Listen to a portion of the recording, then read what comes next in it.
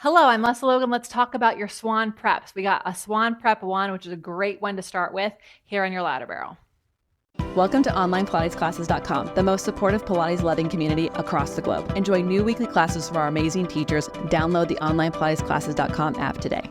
So there's a beautiful big swan here on the barrel, and there's actually a couple swan preps that I love to help people do here before we even get close to doing the big one.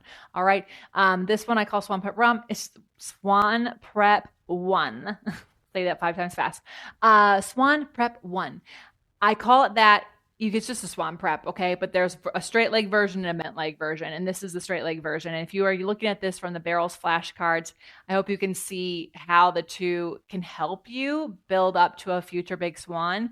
Also, I love giving this one to a lot of my clients who are over a certain age, because while they may never do the big swan, they can do this, and it really does change their posture, change their back, change their spine's mobility and longevity. So this is really great, but also you'll feel your hamstrings in this one. I think a lot of people just think it's all about extension. So first of all, with your ladder barrel, you want to make sure that you have room for your femur. Okay, that's the length you want to be at. And then you'll place the heels on the ledge. My legs are parallel, a hip's distance apart. Hips are on the barrel, and then you round forward. And you can have your arms straight, makes your body a little heavier, or hands behind your head.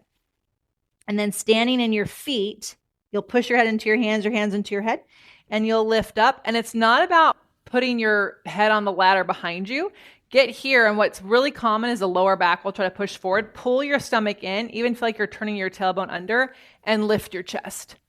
And then round down, tap, lift up, get into a long back, and then maybe a little extension in the upper back. But again, lift those hip points up. So something you want to feel in your all swans, every single one, is that your tailbone is reaching down. It's not back. That's going to help you get these hip points up to your low ribs, so you're not pushing your lower back forward. I know your lower back can extend. I want to see your upper back do it.